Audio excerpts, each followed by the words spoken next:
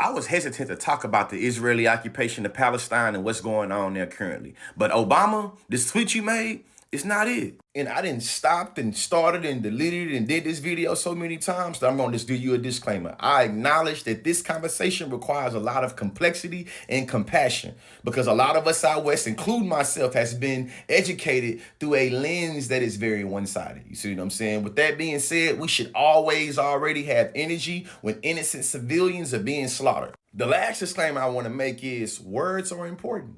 And how we construct narratives with those words usually dictate who we care about, how we care about them, and who we don't give a damn about. Let's get into this tweet. Obama said all Americans should be horrified and outraged by the brazen terrorist attack on Israel and the slaughter of innocent civilians. Innocent civilians. We're going to get to that part back later on. We grieve for those who died, pray for the safe return of those who've been held hostage, and stand squarely alongside our ally, Israel, as it dismantles Hamas. As we support Israel's right to defend itself against terror, we must keep striving for a just and lasting peace for Israelis and Palestinians alike. Let's start with unpackaging these two things from the tweet already. Being outraged by the slaughter of innocent civilians and having the right to defend yourself against terror. Yes, he ended the tweet with talking about Israeli and Palestinian everlasting peace, but he talked about Israel having the right to defend itself, but didn't talk about Palestine in that way. Remember, I said that words are important. They construct narratives and impact who we care about and how we care about them. Here we have a map that's able to historically illustrate how Palestine, which is depicted in green, had territory in 1917. And as we move through history, that green becomes smaller and smaller. Now, I think, you see what I'm saying? The settler colonizing of your land means that you should have the ability to defend yourself from it. When you dig through the archive, you'll see that Palestinians have been going to the United Nations trying all type of ways to get their land back. Whether we talking about doing peaceful rallies and protests, or we talk about lawsuits, or we talking about trying to get legislation from the United Nations. We recognize that the ability for the Palestinians to defend themselves has not been one that has been acknowledged by the world. And speaking to acknowledging by the world, here's a map depicting the international response to the attacks on Israel. And I want you to acknowledge how much one color that you see compared to the other color. We see that the turquoise color is the condemnation / support for Israel. We see the yellow is calls for de-escalation, and we see that this little orange red color is support for Palestine. How much support for Palestine do you see in the map? Do you know that this depicts, this right here illustrates how we understand terror and terrorism when it comes to the Palestinian people? Islamophobia is defined as the dislike or prejudice against Islam or Muslims, especially as a political force. And when it comes to that word terrorism, when we start talking about anybody in proximity to the Muslim communities, populations, my ears, they start to perk up. You see me? My spidey sense start to tingling. Just like a black person in America, you start talking about criminals or thugs and relationship to me and people that look like me, I know something's up with it. This idea of terrorism, you see what I'm saying? Only being used in relationship to the Palestinian is very suspect. I want y'all to think about that Cat Williams special. He was talking about how that word insurgent is used to kind of depict and bamboozle people. They pimps. They got us over there thinking we ain't really killing real people over there. They don't never act like it's real people. They don't never say today we killed 6 men and 4 women and 3 children. They use a word can't readily identify. Insurgents. Today we killed a group of insurgents. And brothers be at home like, I don't even know no insurgents. You kill all them. I don't have not one insurgent friend. Yes, language is important. When I say it though, let's really get more context from this communications expert. Take it away. And that is my area of expertise, which is communications. And I want to talk about 2 words. And those words are killed and the word death. And I want to talk about how language shapes narratives. When we talk about a conflict, an armed conflict, people make the assumption that both sides are equally as tooled and have the exact same resources. And not only that, but that the risks and the liabilities are the same. So when we see the word conflict, we make assumptions about power balances and not power imbalances. So when we have international news media, particularly news outlets in the West, characterizing the casualties from one group as from them being killed versus another group from them just dying dead, It always sends up a little flare in the back of my mind, because this is the difference between active voice and passive voice. Israelis are being killed while Palestinians just die.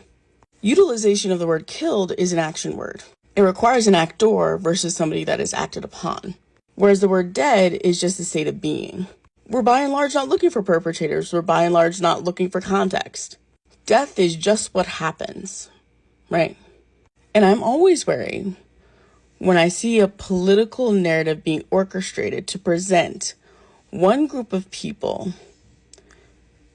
for whom the consequences of being alive is merely death. Like, that's just what happens. Particularly when we already represent these groups of people as equally tooled and capable of violence. I want you all to pay attention to the words being used, okay? And be very careful with the words you are using.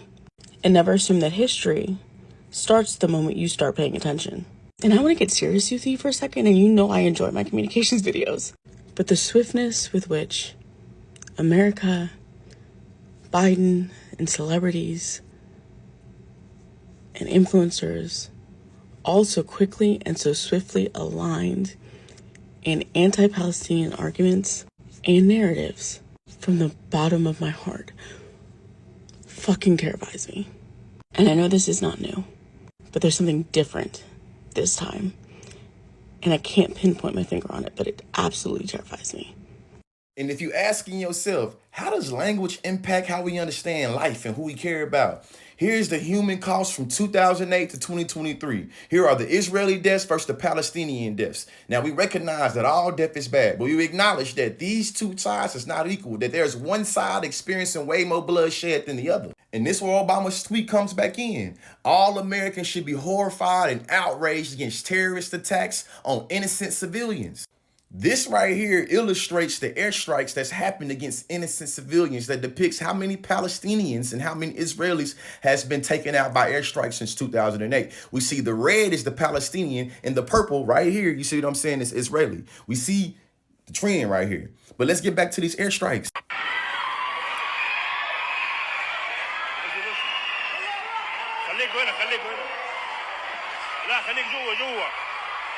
Obama had 10 times more airstrikes than President Bush. And according to 2018 reports, Obama launched 186 drone strikes to Yemen, Somalia, Pakistan, predominantly Muslim spaces. Remember Islamophobia I was talking about? But President Trump beat him out with 233 in his first 3 years. So when we talk about all Americans being outraged about the loss of innocent civilians, does that only apply to non-Muslims, or you see what I'm saying? Now let's sprinkle some more context in there.